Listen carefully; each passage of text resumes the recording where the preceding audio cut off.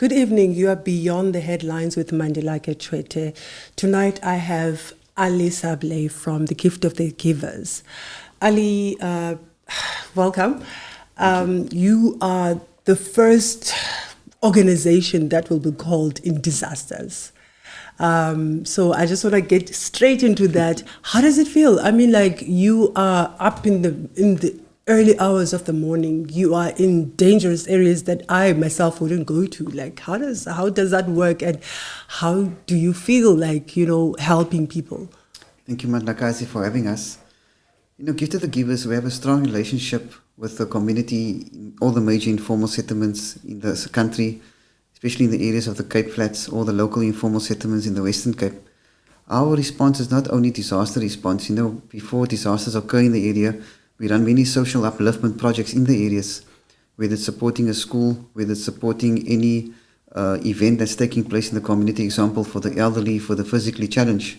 And that's where we build a relationship of trust with the communities. And of course, over the last few years, working in these communities with disasters, they see our efficiency.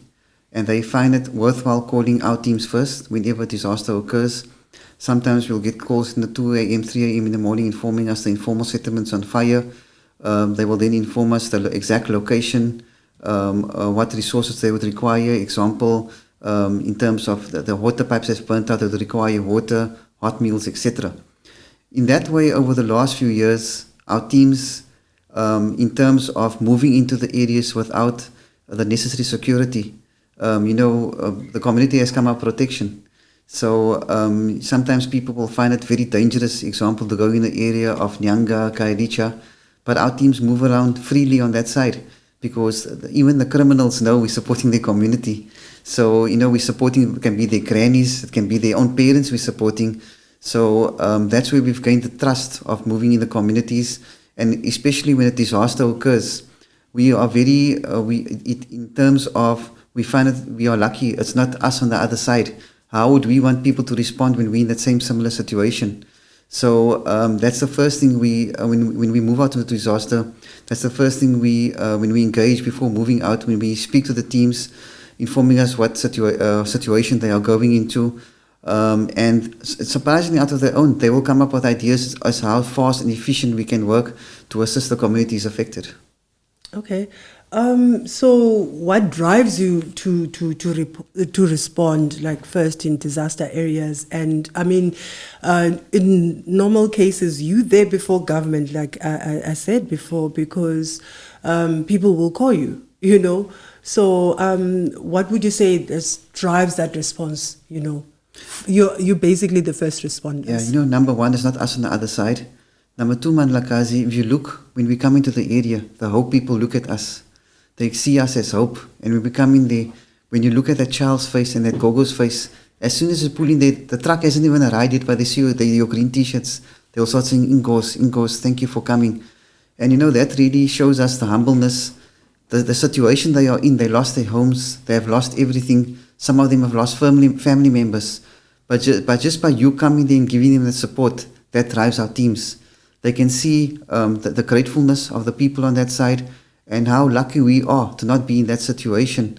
And, many times moving into the area, sometimes, we only stay there for 3 to 5, we are mandated sometimes only to stay for 3 days. But if we look at the situation, these people, they have no one else to look to for support. Sometimes we extend that operation beyond 7 to 10 days. So that really drives our team, seeing the difference they are making in the community.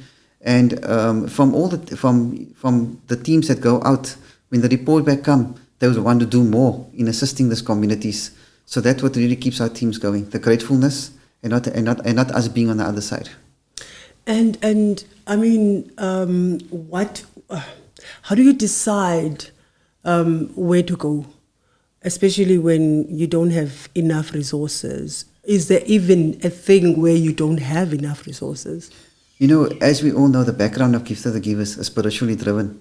When this instruction to form the organization was given to our chairman and founder, Dr. Imtiaz Suleiman, where he was informed by his teacher to form this organization, and he was instructed to assist everyone, no matter of race, religion, and color.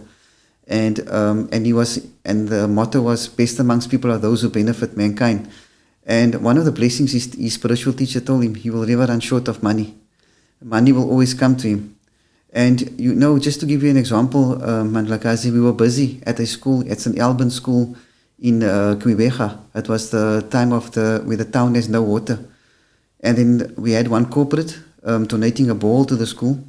And while the ceremony was on, and the children had to come do a play for the donors and for everyone was there, we noticed something that was very, very heartbreaking. It was in the heart of winter, and children were coming with flip-flops. Some was wearing bare feet.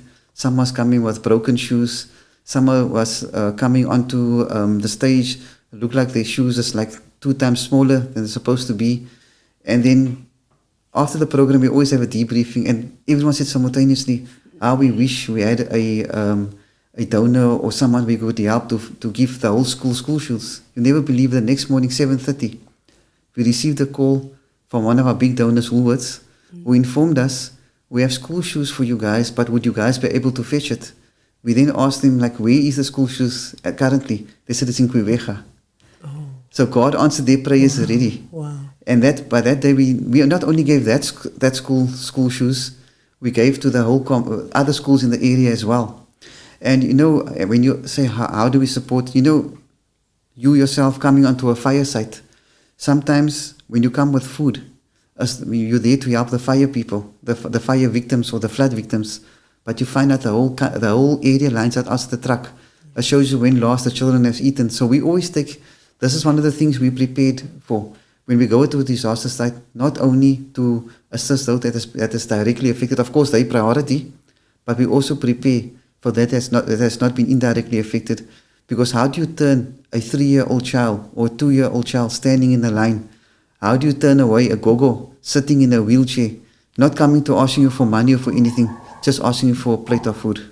So we are always, in that way, we are always fortunate to have always donors that has given us the opportunity to go way beyond the response we should be doing in a certain area. So what is the hardest part in delivering aid in dangerous or maybe areas that are politically tense? So you can just maybe share an experience where you've been threatened or whatsoever. Not so long ago, our water truck was delivering water in the area of Neisner. And there was one political party, but 2 factions fighting each other. And then our water truck, we are apolitical, we don't get involved in politics, etc. So we were delivering water, and then the community leaders said, no, we can't deliver water into this area, you guys must leave. But we didn't inform them, we are here to deliver the water because there's elderly people in the community, there's children, there's sickly people in the area, and they asked us to leave. We told them, okay, you guys have to explain to your people why we're leaving then. And as we were leaving, a brick was thrown at our van. But believe me, that was the biggest mistake they did. The same afternoon, there was big tension in the community where their own community leaders was driven out of the community. People chased them away because they know we are there to assist the community. And another incident was not too long ago, when it was the floods in Umtata. We all know the area was without water. And the same day Dr. Imdia Suleiman arrived in Umtata, we had a meeting with the head of the Eastern Cape Health, who informed us that the hospitals without water, the mortuary and the forensic who has to perform the autopsies to be closer to families, they don't have water. The whole area is without water. We then immediately dispatched 2 of our water tanker trucks. And while our water tanker trucks was busy filling up, we had this water mafia guys, this tender entrepreneurs, who tried to gain out of every situation, whether people suffering or not, threatened us to say, we must please leave, we are not welcome here. And if we don't leave, our teams will see what's going to happen to them.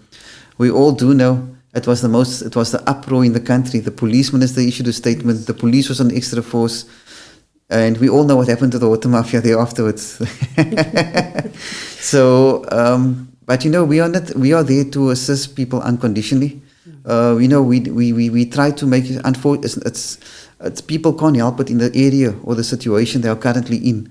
So we try to move to all areas, but we do make it's very important for us to have partnership with the authorities of the area, whether it's the law enforcement, whether it's South African Police Service, we have very close relationship with, when we move into any area, because at the end of the day, if people's social illness is taken care of, there won't be so much crime. And this we've experienced in many of the areas we worked in. I mean, you're speaking about something that would leave me traumatized. So how do you keep motivated, and even your team, like your teams? There's a lot of team. Yeah. But how do you keep them motivated throughout all of this traumatic experience? I mean, even going into fires, that leaves you traumatized. Yeah. You know what, surprisingly, you won't believe it. Our teams in the Western Cape are so well trained. In fact, all our teams. If you look at the last year's floods, it was the biggest floods in the Western Cape history. Over 200,000 people affected. We are only 25 staff members in the Western Cape. From the warehouse cleaner to the admin person who went out in the field, they knew exactly what to do. We just gave them we just had one meeting, taking them through the process, etc. But surprisingly, you can put them in any disaster now, they can run with it. Whether they clean in the warehouse, whether they are packer in the warehouse, they are leading the teams. And in that way, we managed to assist close to 100,000 people last year with the floods. Over the last December, we had close to 40 fires. Again, we split up our teams. And here you have to admire the admiration of our team. It was during the Christmas period. And we then informed our staff, you guys can take off. Those from the other religion, from the Muslim religion, will carry through working. Surprisingly, the next time when they came to work, it was more of our Christian staff at work, eager to go in. And we asked them what drives them. They say, you know what, we are sitting at home with our families, have our Christmas lunch. Those people are sitting out in the open. So we feel pleased in our heart, brings contentment to us by assisting by assisting others. And that's what really motivates our team to go extra. In terms of trauma, we do have a trauma counseling services available in our organization, but our teams, they are so motivated. They are, and we are taught, when you go into a situation, leave your emotions also there. Don't take your emotions with you. Otherwise, your emotions will be scattered all over, and you cannot do the work you're doing. Yeah. The last floods in Umtata, for the 10th of June, it was the biggest floods in the Eastern Cape history. We had to bring in, to the request of the South African Police Services, we had to bring in our search and rescue teams. And I was there for the 14 days. And one incident I'll never forget, and this incident I had to leave behind as well, but I'll remember it, when we had families coming and parents coming with our search and rescue teams from the morning, following our teams as they're moving along the river, hoping we can pull out their child or pulling out their loved ones alive. And while we were busy with this operation, we had a call from one of the community people that there's a father who think he spotted his child by seeing the shoe and the clothing, because the child was only 1 year old, 8 months old. So he's sure that his child's shoe or his child's tracksuit that's floating in the river. So we went on site. Our divers had to dive in. They had to go through thick bushes into the river, and the current was strong. And they managed to locate the child. So they brought the child up, and when the child came up, they put it in the body bag, and we had to pull it up, and we brought it down, and then they opened the bag for the father to identify the child. And the father identified the child was his child indeed, but for our teams, even South African Police Services broke down that day, the forensics broke down, they said, it was the most beautiful baby girl. She still had on her earrings, she can still had on a tracksuit, and I could just picture, I built up a picture in my mind, because speaking to the father, he said that morning he left to take his 5-year-old to the creche. And when he came back, he saw his structure with his wife and his 8-month-old baby washed away. So we managed to retrieve the 8-month-old baby. And when we pulled her out, you could picture that mother making that child ready for the day, because she was beautifully dressed. She had a tracksuit on, she had earrings on. You can see she was clothed out and the father said she had to go to her other creche while the mother goes to work. So this has really humbled us to see how lucky we are. Being a parent myself from 2 boys, to see how lucky our children are not to go through this trauma. And through the simple things, like, sometimes we complain when there's no water, when electricity is off. There's people who live this on a daily basis. So there's really nothing for us to complain about. We have everything to be grateful for. That is. I mean, I'm also a mom, and I can't imagine like watching that father going through that, and that is why I was asking, like, there has to be some sort of trauma. But if you're saying that you leave your feelings, are you able to leave those emotions in Mthatha and come back home to your boys and be, 100% present? This makes you more humble. Of course, we have to leave the emotions behind. If I'm going to come with the emotions back, I'll have to be in counseling. I won't be able to do the work I'm doing. Mm-hmm. Because, even the parents following you every day, there's, we find bodies, then you tell the parents to come forward. You open up the bag, show it to the parents, then they say, no, move on. And then you find there was a Madala, I remember clearly, he lost 2 of his children in that floods. We found the Crocs the child was wearing, he took it out. He put it one side. He said, no, my child must be here. But it wasn't. For 3 days, we were looking for his child. We couldn't find it. We only found it later at the end. So that made us humble. We were staying in Mthatha as well, the hotel. There was no water for 3 days. And, you're out in that mud whole day. And you come back. And, sometimes you get frustrated. But then you thought, God is telling you again, you're lucky you're not outside. You can still sleep on a warm bed. There's people that have lost everything that's cramped up in a wall. And even during the COVID-19 pandemic, I'll never forget, I was busy with in the Northern Cape, in Kuruman floods. It was the floods in Kuruman, where there was where the bridges washed away. And the only way of getting the bridges washing away, there was no access through road, where your trucks could move in, so we had to move through a helicopter. And when I was up in the helicopter, I got the call. My mom phoned me, her brother passed away. He passed away in the pandemic. So, there's no way you could have come back, because during COVID-19, we all know we had to keep going. It was besides the pandemic, there was an epidemic of hunger growing as well. And then my granny and my mom's sister passed away during COVID-19. So that kept me, I couldn't carry the emotions with me. It affected my work. The country needed us, because this work is not something that you can study in books and something. This is a calling from God, and God has chosen us to do this work. So it's through His grace that carries on, that is on us to carry on the work we are doing with these communities. And we have seen many situations. That's still mild situations I'm talking about. There's other horrific stuff we have seen over the last few years. I'll name a few. The Tsebe bus accident, when 20 people went down with the bus. Elderly people was on their way to collect pension. There was people who we saw in the Eastern Cape, where a mother hanged herself because she couldn't feed. She first killed the 3 children, and then she hanged herself as well because she felt as a loser for not being able to provide for that 3 children. So there's many incidents I can relate to you. So just through God's grace that He's given us to do this. And sometimes, which is very important, Mandi, a disaster can be a blessing in disguise. Because sometimes when a disaster happened in the community, there was other social illnesses that was existing in the community that nobody knew about. If I look at the Toleni village in the Eastern Cape where the mother was killed, it's through her unfortunate passing that there was many other incidents of this that has come to the forefront of mothers, that many malnourished children exist in the community, and with that they can seek help. We would like Toos Rivier as well. We went there during the COVID-19 pandemic where unemployment, we know the area is dependent on farming, seasonal workers. There's a big 5 game reserve there. When all that closed during COVID-19, the unemployment went up from 50% to 80%. And with that, we came to learn that there's many children who does not have access to dentists. They never had when they have a tooth pain, they have to live through it. There's many people who have problems with their eyes, with cataracts, etc. With our intervention there, we could bring a dentist to that area. We had a big medical camp where we extracted to over 400 teeth. We could provide cataracts services to people. There were some people who never have the problem for 8 years, and with an 8-minute operation they could see clearly.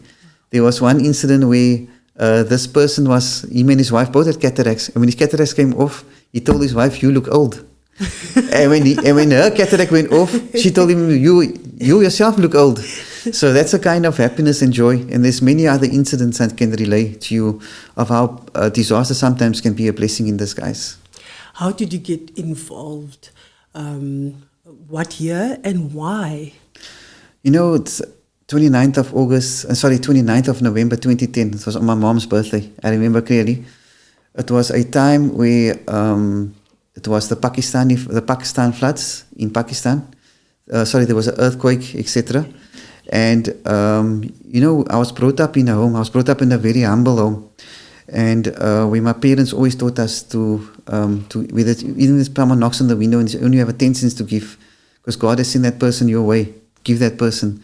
I went to a school as well where there were some orphans at the school. So when it was Eid, we were all encouraged to bring some money to buy clothing for the orphan child. And then I went to a mosque as well, where 24/7 you can knock on that mosque's door anytime. There's always a meal or something to look after the people instead of social illnesses. There's an orphanage as well. So I grew up in that environment. So when we had this collection for this earthquake in Pakistan, that's where I met Dr. Suleiman, and that's where I met that time the Cape Town office just was a year in existence. And then I spoke to a gentleman who was running the Gauteng office, Alauddin Sayed. His wife was running the Cape Town office. She was running it alone. I met her, and for me, she was a great mentor to me. For all the work I'm doing in the Western Cape, wherever I'm doing, is through her shoes I came out of, and her steps I'm following. So I'm very grateful to her as well. She has taken ill and she's retired from the organization, and I've learned a lot from her. When we started in the Western Cape in that 2010, we were only 3 staff. 3 staff. We only had, our warehouse was a container. Okay. Yeah, we had 1 truck, 1 van, and 1 car. Wow. And we had to work through that container. When a truck is coming from other provinces to bring, to bring goods for that container, we had to make sure the container was empty. We ran soup kitchens, about 40 soup kitchens at that time, from that container as well. So it was working, but 2 people working. 1 person was the admin and other people running up and down, working for fires. It was chaotic. We used to work sometimes throughout the morning. I can remember when the big fire happened in Kailicha 2013. I was close to 5,000 people affected. I remember for that period, I can count the number of hours of sleep we had. We then built 100 structures for them. That's why I can proudly say I slept in Kailicha for a month, because sometimes we were to sleep there at night while the builders were building the structures. Mm-hmm. So that's how the organization started. And 2017, we had Dr. Suleiman's son joining the organization. We had our director of strategic partnership, who I report to under. He also joined the organization, and from there we structured the organization more, because as the organization grew, we had to add more structures in place, like your corporate team, your finance office, administration, logistic department, because it was impossible for a small team to handle that all the time. And this made it easier for us to go into the field, not having to worry what's happening at the warehouse and is there a truck coming. We have a department looking after all those issues. Wow. So was there ever a time when you felt like, okay, fine, I want to walk away? Was there at any time, like between 2010 and now, where you felt like, okay, I'm walking away? Yeah, not really, because the work does become sometimes overwhelming in a way that sometimes when you go into the area, you cannot help everybody. You're there to focus on the disasters, but you become overwhelmed how you wish you can help the whole community. Like example, if there's a fire in Site C in Kailicha, and knowing the same situation in Site B or Taiwan, you wish you could have helped everybody. You wish you had more resources. But then again, you remember what the purpose you're there for, to stay focused. And I think during the COVID-19 pandemic, there was overwhelming situations where we used to work in the COVID wards. You see people passing on in front of you. We do know there, I was in the Paarl Provincial Hospital. There was a nurse. Her husband was admitted to the COVID-19 ward. She could not go into the ward. Working in the hospital, you're a nurse, but your husband passes on. So that trauma still lives with her. So there wasn't really a situation where you felt you want to walk away. Of course, it's great sacrifice from your family. Sometimes, as I mentioned, My mom's brother passing away due to the COVID-19 pandemic, you cannot be there. But doing this work, you find blessings coming on your family as well, especially through those close to you, your children, your siblings, etc. So I think this work is more of blessings than of a burden. Okay. So how do you make sure that every rand makes a difference, out there? Because you run the organization by donors, right? Yeah. It's all donations. So how do you make sure that, every single rand that is spent, makes, a real difference out there? Yeah. Our work we cannot really do without donors. Corporate South Africa has been of a great assistance for us responding to disasters, of running our social upliftment projects. We have now lately donors coming from overseas, like the Ford Foundation, who has come on board to say, the donors will only come if they see the efficiency of your work on the ground, and without arrogance, without any pride, because we are not arrogant. The people on the ground speaks to donors when they come do the assessments on the ground, disaster management, government. They say, there's an organization who's on the ground, who's better equipped to run the resources than we are. We found that happening over the last few years, especially with disaster management and local government. When donors do approach them, they then send them go work with Gift of the Givers. And we have seen since the Knysna fires an increase of donors wanting to support our initiatives. When a disaster occurs, we do not wait for donor funding to come in. Otherwise, it can take 2 to 3 days and the people are still waiting to be assisted. It can be another disaster. It can create another crisis. Yes. So we have every cent is accounted for. Sometimes when we send donors costings, they ask us, is this all you guys sending us? This can't be the right price. It's too cheap. And I'll never forget we were busy in the Northern Cape, and one of the MECs said, when you give Gift to the Givers 1 rand, they will spend 110 cents of the money you're giving them, and they will ask them how do they do it. So, and you know what? There's always never enough money to assist everyone in need. As Dr. Suleiman always says, you can't expect 60 million people's taxpayers to look after the whole South Africa. Everyone has a role to play. So we do have structures in place to see that when a corporate gives 10,000 rand, that every cent is accounted for, and where the money really goes, where it's needed the most. Sometimes when there is money left over from corporates, we will then inform them that, so much money left, we can return your money. They will then inform us, is there any other projects you are running in the area? Can you guys spend it on like that? Just example, going into some of the areas with the disasters, there will be somebody left, they'll tell us, okay, establish a vegetable garden at school, donate some JoJo tanks. So there's always a way of working around with donors funding. Speaking of donors and funding, we were recently invited to Athlone School for the Blind in Belleville South. That's correct. Yes. Talk to me about that project. I loved being there. There's a very eloquent man, young man that was there. What was his name? Gift, yes, that's his name. Yeah. He was beautiful. I mean, the way that he spoke, saying that we are blind, but now today we are made to feel like, equal to people that can actually see. Just tell me about that project. And also, you will be staying on with the school, I suppose, forever, as long as you still have funding. Our involvement with the school was in May 2011. Again, credit due to my ex-manager, Gawa Sayed. We had to do a program with IOL, a Mandela's Day program. And then we came to know of the school, Athlone School of the Blind. As we know, it was the first non-white blind school in the country. Started in 1926, when we had in many of the rural areas, Eastern Cape, Western Cape, where there was no facilities for blind children to go forward. They were the forgotten children of the community. And why make them feel that way? They have a purpose in this world.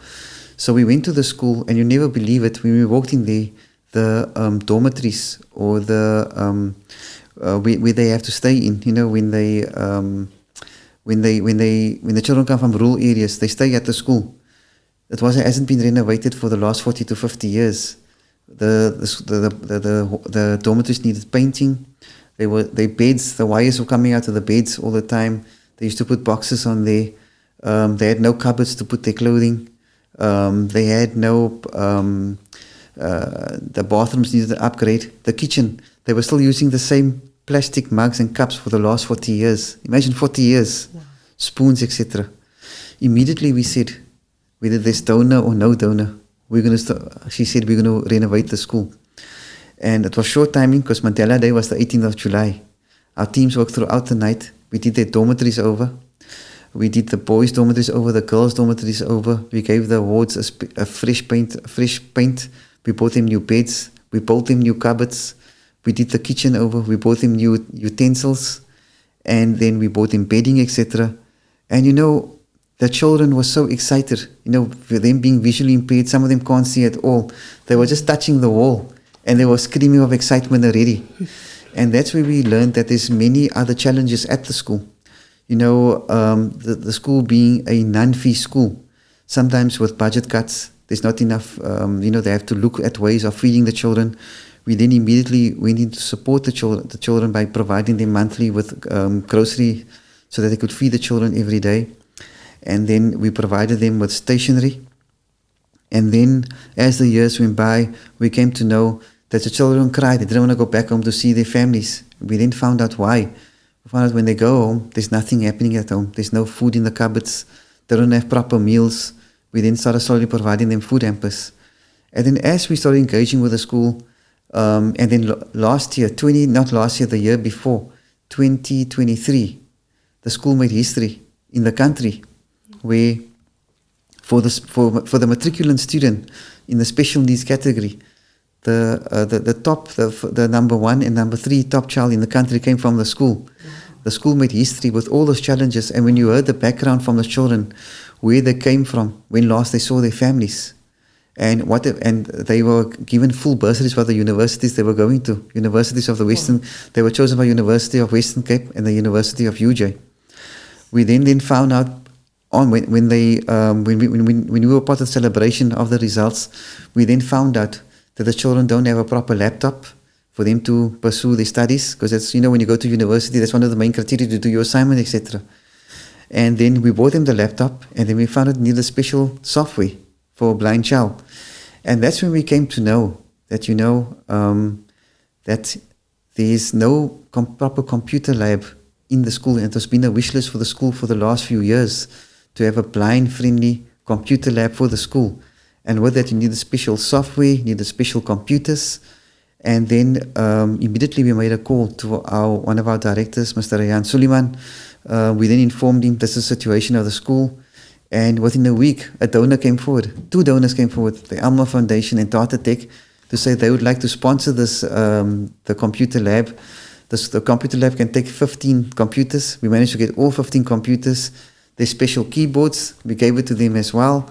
And the software that has to go in there as well.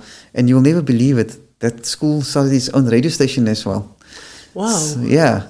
So with the hope that, small donation, what it does to them, it's giving them hope where they want to move on with technology now, starting on their own radio station.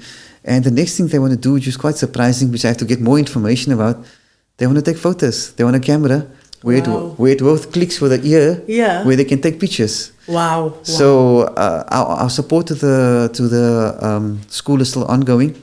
It's a school that, which holds great potential. And with the computer donation, not only will the school be gaining experience, they will be calling back some of their past students to come for free computer lessons. And with that, they will be able to get work in call centers, at hotels, etc., and providing some income for their families. And with the visually impaired, showing that they can be employed in today's world or in today's industries. Wow. I'm very impressed. I mean, soon we're going to have competition with podcasts coming from the same school, Ali. Yeah. So now let's talk about, you've got the Eid, what do you call it? Ramadan. I don't know. Iftar. iftar, where you give masses and masses of food, Yes. to mosques in areas where people don't, what I want to say politically correct, like less advantaged areas. Socially challenged, yes. Yeah. Yes. So I was there this year, and I posted that on my TikTok, and there were many people who asked me, how do I get these hampers? What do I need to do? And yes, I did advise them, go to your nearest mosque and whatsoever. Yes. But in those cases, can somebody just call the gift of the givers and say, look, I'm hungry, I don't have food? How does that work? Okay. So the Ramadan program we've been running since 2010, where we've identified some mosques in the area, socially challenged mosques. Some of our people in the community, they have Ramadan every day. As we know, Ramadan is not eating from sunset from sunrise to sunset. And we find this is the daily lives of many people in the Cape Flats, many of the people in the townships. So we found out during Ramadan, for people keeping fast, particularly of the Muslim community, when it comes to Ramadan for them, especially the social challenged people, they are very happy because they know there will be food every day at the mosque. It's more like a Eid for them. So we are taught to restrain from food from sunrise to sunset. They do that throughout the year. And there's a lot of barakah, as we say, a lot of blessings for feeding a fasting person during the month of Ramadan. Oh, okay. So, and you know what, making it possible for everyone to partake in this, one of the pillars of Islam. Fasting in Ramadan is one of the pillars of Islam. So for us to make the means possible for that person to partake in that, the month of Ramadan, we do have many programs. So over the last few years, since 2010, we have supported mosques. First, we used to start with 5 mosques. It was in Delft, Mitchells Plain, Mufaleni, Guguletu, Lavender Hill, where we supported them in providing, where people come in the morning to come say the morning prayers, and then sunset where they can break their fast. But as the years grew by, and especially during the COVID-19 pandemic, we found the mosque and the churches playing a key role as being the lifeline for the community. We then found that we had to increase this because, during COVID-19, we all know there's some people in the community who are still recovering from that, who are having to lost their jobs. We find people that were once corporate managers who were once well off, was coming to the mosque for that meals, coming with their families. We then increased that to about 25 mosques now, where example, in Mitchells Plain, there are a few mosques in Menenberg, in Lavender Hill, in Delft, as far as Mossel Bay, George, Mufaleni, Kailicha, Langa, Guguletu, Milnerton, where we provide them with weekly ingredients where they are mandated to cook for these people.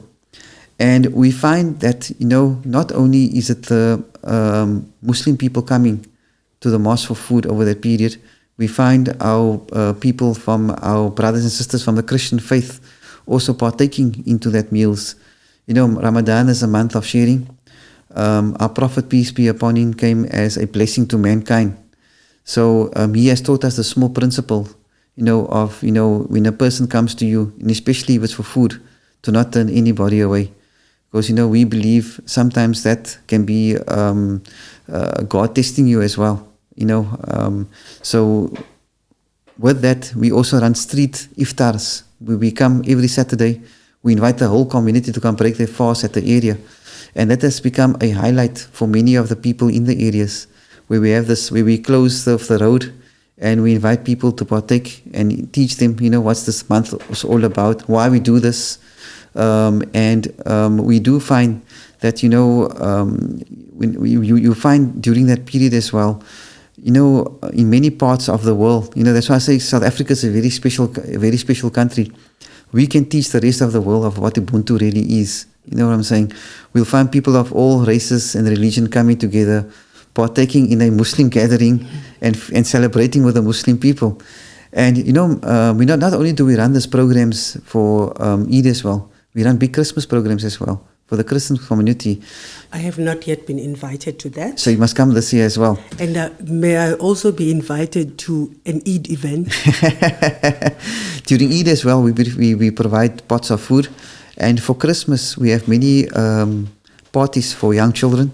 As we know, many of them, they look forward to gifts, etc., but their parents do not have the means. So we are very fortunate the donors who has come on board with its toys, with its party packets, coming on board, celebrating, making them part of the feel of the spirit of that celebration as well. So, and when people do ask, Mandi, the need out there is great. We cannot help everybody at once. We do ask them, sometimes to go to the mosque, because if they go to a mosque and the mosque contact us, we go do assessment immediately. We will then find out, this mosque is really in need of support to feed people.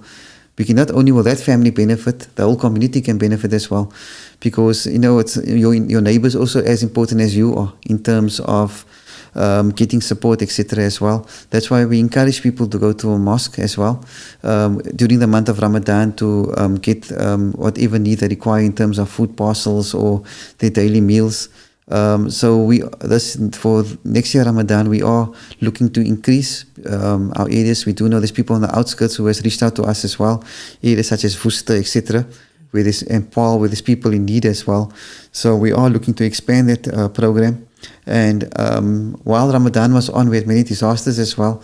So you can just imagine the commitment of the team. Sometimes we even forget to break our fast when the day is done, to end of our fast, because our teams are so busy on the field. But we are there to assist anyone and everyone. So in situations where like we see climate disasters arising, how do you evolve with that? Because we've got new things now in South Africa that we never had. With the flooding also. Day zero in the Western Cape, as we can all recall that. Yes, we were, that's where we all got the real scare. Using only 5 liters of water per day. There was water shedding where, water had to be slowed down in your homes. So that was all due to climate change. And, that time we were really busy as well, sending water out to all clinics and hospitals and old age homes and homes that were accommodating women and children. I can remember in Guguletu, there was an elderly old age home as well where they were quite concerned. And besides that, during that same year, we found that there was drought happening in the Northern Cape. So much farmers have lost their crops. So much farmers have committed suicide because they could not afford to pay their school fees. They could not afford to pay their loans. In the area of Sutherland example, where we've drilled a number of balls, over 200 balls, the sheep count in Sutherland before 2017 was over 500,000 sheep in that area. Mm-hmm. So as the drought went on, that sheep count dropped to 30,000. Yeah. So you can just imagine the loss the farmers were facing. And surprisingly, in the past, farmers used to phone us where workers were working them for 30, 40, 50 years, generations were working for the farmers, where they used to phone us, can we please assist them with food parcels for the farm workers? The next year or two, the farmers would phone you. Is it possible we got no food in the house? We don't have fuel to even move out. Could you come assist us by providing food parcels for our family? If you look at the area like Fraserburg, all the major banks closed in the area, all the big supermarkets. Imagine what it did for the economy. Farmers could not cope with that, could not cope in surviving. And that's where we come to learn of, like some farmers committing suicide. And Gift of the Givers has sent in truckloads of animal feed for farmers to, as you know, agriculture is the second biggest industry in South Africa.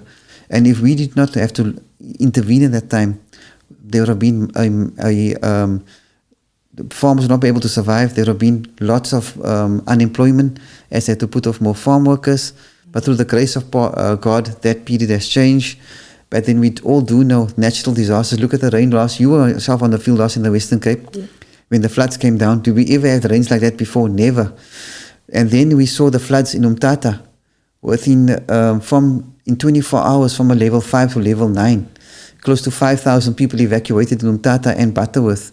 103 people dead. Where do we ever thought that would happen in South Africa? And if you look at when you're being on the ground, we were in the helicopter. If you look how that water rose in that few minutes, it's unbelievable. So, they said you can prepare how, with the latest technology, you can warn the people, etc. But if you look, if we have to have an emergency warning for people, either like Khadija, sorry for using Khadija so much, or even Umtata, how do you evacuate 1 million or 2 million people at such short notice? You know what I'm saying? So it goes a long way with education as well. Training people not to build on floodlines, training people not to build their homes on low-lying areas, because if a flood does occur, where's there any area to escape? And the second thing is this: how do you, if a drought's no hit the area, right? How can you prevent that in a few years? We do find the latest drought with farmers getting the latest suffering. If you look at the Northern Cape, how much farmers lost their farms. If you look what happened to some farmers in the Eastern Cape, like Willemore, Rietbron, etc., they are still recovering today. So the climate change is having a huge impact in many communities. And unfortunately, again, it's those that are socially challenged who are suffering the most. Ali, talk to me about the earthquake in Turkey. I mean, that I did not expect the gift of the givers to be there, but you were there, you were on the ground. And also, I mean, Gaza, the gift of the givers, they're also there trying to help the people of Gaza, Just talk to me about those projects. And I mean, they're not really projects if you're really helping people, but I mean, just talk to me about those. Gift of the Givers, preliminary a disaster NGO. We are known for responding to disasters all over the world since our inception. So, the first intervention we got in 1992 was the disaster in Bosnia, where we built the world's first containerized hospital. And when CNN filmed that hospital, they said it's equal to any of the best hospitals in Europe. A proudly South African product taken over to Europe. And it shows again what our country is capable of. And then we had all other major disasters. We had the one in the tsunami in Philippines, in Somalia, in Sri Lanka. And then we had the earthquake in Haiti. And the one in Turkey, it's a very spiritual story to it. The earthquake happened in 2023, right? In November 2022, Dr. Suleiman had a call from one of our very good friends in Cape Town, who informed him that there is the new airline manager of Turkish Airlines is relocating from San Francisco to Cape Town. He's to be the new Turkish Airlines manager. So Dr. Suleiman says, okay, when the time is right, I'll meet him. On the 1st of February, while Dr. Suleiman was on a flight from King Shaka Airport to Cape Town, it was the 6 o'clock flight. It came to his mind that he has to meet this guy of Turkish Airlines still. And then he phoned our friend here in Cape Town, asking him if the Turkish airline guy is available to meet.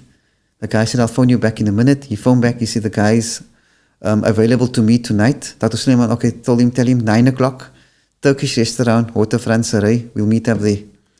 We met the new Turkish airline manager. Dr. Suleiman informed him and asked him, we're a disaster response NGO. We need a partner. If a disaster occurs in any country, would you guys be able to assist us to move our search and rescue teams, to move our equipment by not getting it lost, and by moving them and in the first 24 hours to 48 hours, can you guys do that? He said he can. 4 days later, earthquake in his country. So that meeting was set out already. And when the disaster hit Turkey, within the first 48 hours, we were one of the first teams to enter Turkey. We were one of the only teams. It shows again through the partnership with South African Police Services. Through our partners, we're one of the only teams to take dogs over into a rescue zone. And on day 10, those dogs picked up someone alive. A 90-year-old granny was stuck under rubble. He managed to bring her out alive. But remember, I told you, we managed to take the world's first containerized hospital to Bosnia in 1993.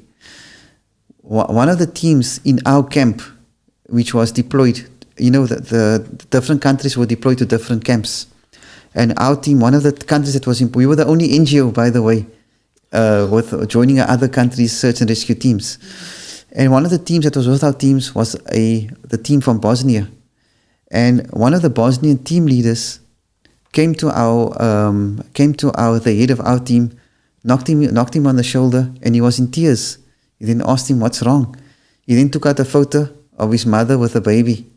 And he says, "That's my mother, and that is me.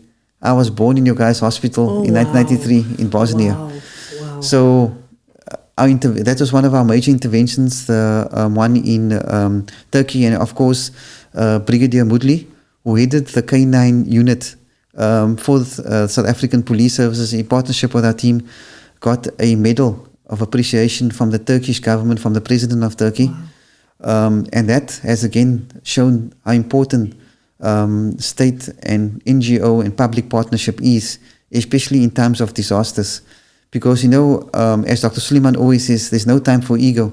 If I take off this T-shirt, they take off the South African Police Service uniform, we are ordinary human beings. And with that, our main aim is to do this without arrogance, without any ego, because at the end of the day, we are not only there to help South Africans, but to help mankind and to do the best of our capabilities and ability. Even with the floods in Umtata, if it wasn't for the partnership with the South African Police Services, with the SANDF, with the Eastern Cape Provincial Government, with the disaster management teams, with the Eastern Cape Health, we wouldn't be able to do this alone. We had a phenomenal partnership. And it just shows the trust the South African Police Services has in us.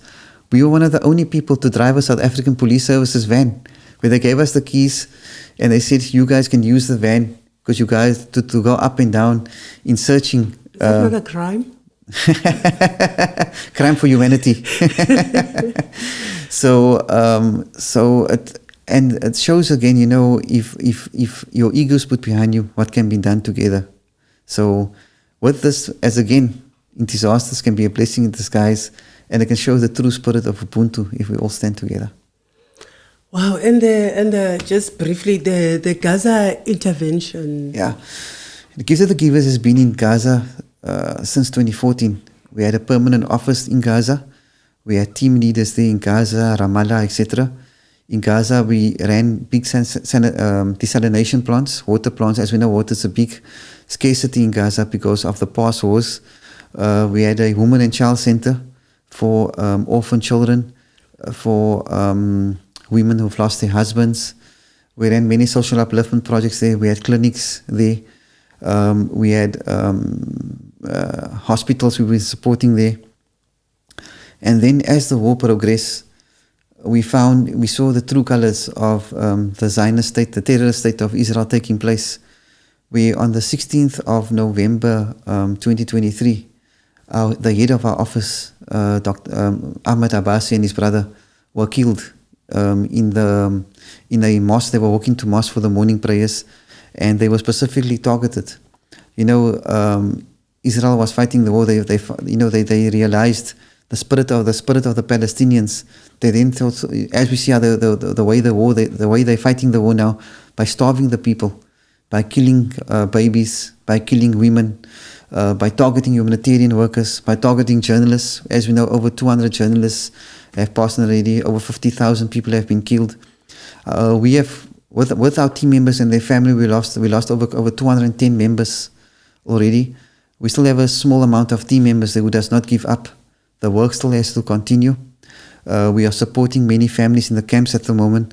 3 weeks ago, we took in a large consignment of medicines. Don't ask me how they do it or where they get it from. They have their own ways of doing it.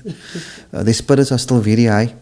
As we do know, the world can see the true colors and the genocide happening. We find people are deliberately killing. They are saying they are making open these humanitarian corridors. And we saw the footage over the last 2 weeks, where people going to collect aid, as soon as they're going back with that pot of food, children coming with bags of flour on their shoulders, they are being killed, because that's what Israel's being known for now. Baby killers, not wanting to see, trying to, as you see now, trying to wipe out Gaza. But the whole world is standing and they're seeing the apartheid happening because, we lived through it. But this is going through another level. And we do have faith that they will come out victorious one day. I cannot imagine being a journalist and being stopped, by a bullet actually, or stopped with a bullet from reporting what I see. Yeah, and the last 5 journalists killed from Al Jazeera, as we know, they were not shot with a bullet. Because they were 5 together. They shot them down from a plane. Right. They dropped a bomb on them. Yeah. That's the cowards they are. So, but the voice will never be silent. There's still many other the true pictures and colors from those suffering is from the ground is coming out through now. And even those that were partnering were on the wrong side of history with Israel at the beginning of the war, they're moving on the other side now. Because they can see they've been sold a lie, and this is what's been going on for the last few years. October 7th has exposed many lies that the Palestinians has been living through since 1948. Okay, ladies and gentlemen, thank you for joining us, and thank you to Ali from the Gift of the Givers. So maybe next time you can bring us dog. Most definitely. Dr. Suleiman does give regards to all your viewers. And he wishes you all the best with this podcast. And most definitely, when he's available again, we can promise the viewers he will be in studio with you. There you have it. We have it on tape, so we will be collecting soon. I know one of your questions you were supposed to ask me is how can people? Yes. You don't have to study to become a humanitarian. It has to come from your heart. You don't have to be part of Gift to the Givers of doing something good. It can be someone in your family that needs assistance. It can be your neighbor that needs assistance. It can be your community that needs assistance. Any small thing that you can assist them with is doing something good. So go out there, whether you're helping someone with a 50 cents, with a 1 rand, believe me, whether it's giving someone a can of food, whether it's helping your neighbor with their challenges, or even helping your family, you will be blessed. And that's what the true humanitarian is. I've been so emotional throughout this podcast episode today. It's been so, it's the stories that you've told, the things that you've gone through, really, I don't think I would have the heart. In fact, people say the same thing about journalists, but thank you so much for the work that you do. And also not for looking at, the people that you're helping, but then looking through them and seeing their hearts and their soul and their needs also. Thank you so much, Ali. Thank you for having me. Thank you.